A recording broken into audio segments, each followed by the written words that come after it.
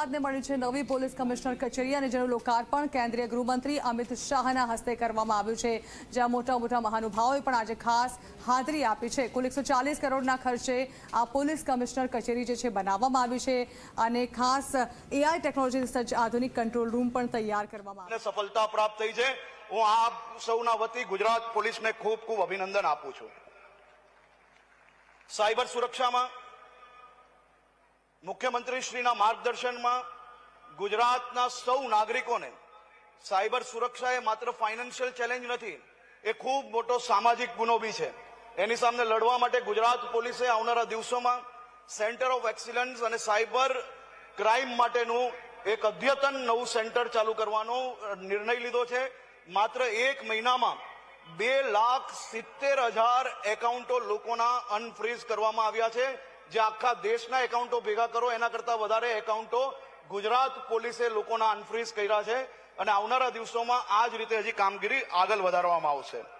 રાજ્યના નાગરિકોની શાંતિ અને સલામતી માટે ગુજરાત પોલીસ આદરણીય મુખ્યમંત્રી શ્રીના માર્ગદર્શનમાં ખૂબ ઝડપથી કામગીરી કરી રહી છે।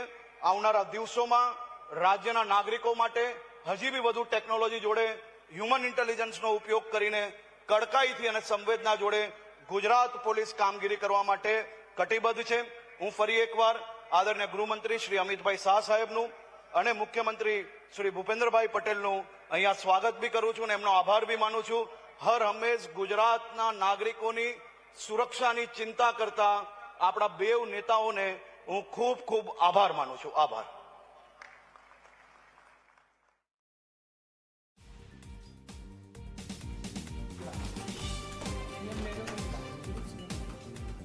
તો ગૃહ રાજ્યમંત્રી હર્ષ સંઘવી દ્વારા હાલ સંબોધન કરવામાં આવ્યું હતું। હાલ જે પ્રકારે મોટા મોટા મહાનુભાવોની હાજરી પણ અહીં જોવા મળી રહી છે, ત્યારે ગૃહ રાજ્યમંત્રીએ તમામ લોકોને સુરક્ષા અને પોલીસની સેવા મળી રહેશે તેમજ ગુજરાત રાજ્યના જે લોકો છે તે લોકોની સુરક્ષાની જવાબદારી જે પોલીસના શિરે છે તેને લઈને જ્યારે પોલીસ કમિશનર કચેરીનું લોકાર્પણ કરવામાં આવ્યું છે।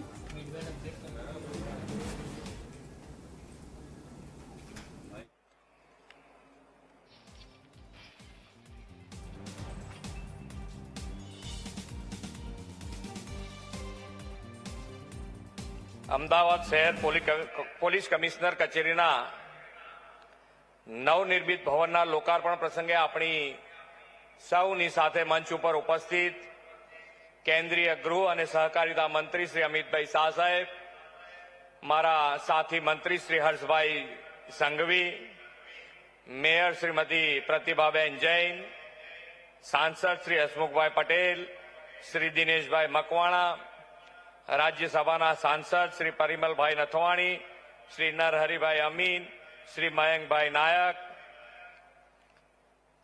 મારા સાથી ધારાસભ્ય શ્રીમતી દર્શનાબેન વાઘેલા, શ્રી હર્ષદભાઈ પટેલ, શ્રી અમુલભાઈ ભટ્ટ, શ્રી કૌશિકભાઈ જૈન, શ્રી અમિતભાઈ ઠાકર, શ્રી દિનેશભાઈ કુશવાહ, શ્રી અલ્પેશભાઈ ઠાકોર, શ્રી બાબુભાઈ પટેલ, શ્રીમતી કંચનબેન રાદડિયા, શ્રી જીતેન્દ્રભાઈ પટેલ, ડોક્ટર હસમુખભાઈ પટેલ, અધિક મુખ્ય સચિવ શ્રી એમ કે દાસ, રાજ્યના પોલીસ વડા શ્રી વિકાસ સહાય, શહેર પોલીસ કમિશનર જીએસ મલિક, ઉપસ્થિત સૌ અધિકારીગણ, આમંત્રિત મહાનુભાવો, પ્રેસ મીડિયાના મિત્રો, સૌને મારા નમસ્કાર।